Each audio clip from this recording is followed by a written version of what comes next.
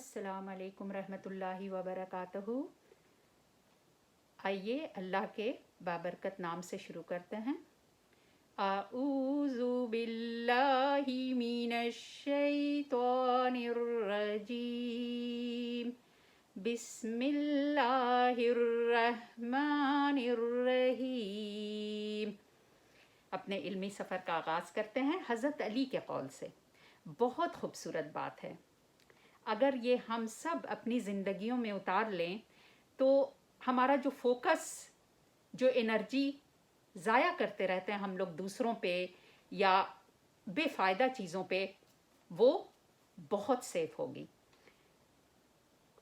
हज़रत अली रज़ी अल्लाह ताला अन्हो का कौल है, अपना किरदार बनाने में इतने मशगूल हो जाओ कि दूसरों पर तनकीद करने का वक्त ना मिले।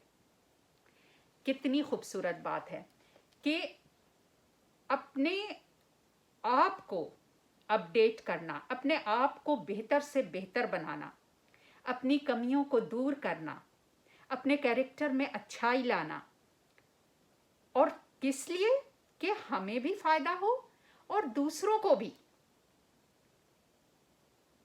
तो क्या होगा इससे कि हमें अपने मकसद पे भी नज़र रहेगी और हमारा ये माइंड भी पीस में रहेगा और हमारी एनर्जी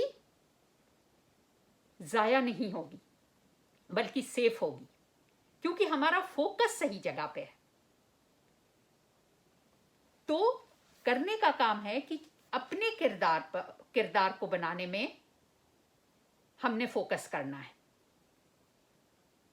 अगर कमी देखनी है तो अपने अंदर देखना है, उसको दूर करना है, और अच्छाई देखनी है तो दूसरों में।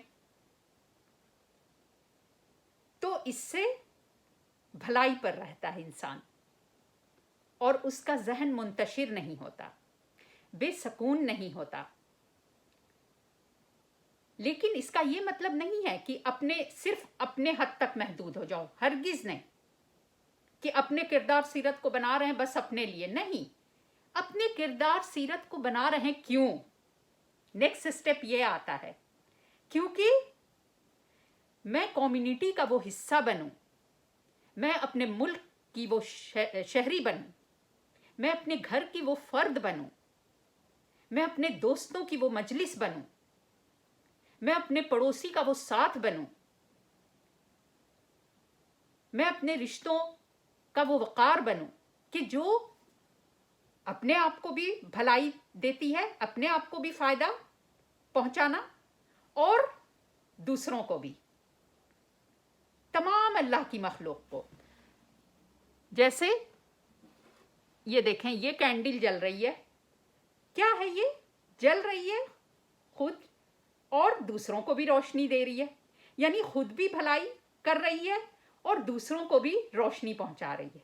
यानी जो इसकी जिम्मेदारी है, इसका काम है, वो बखूबी अदा कर रही है। तो हमें नज़र किस पर रखनी है? अपने किरदार और सीरत को संवारने पे।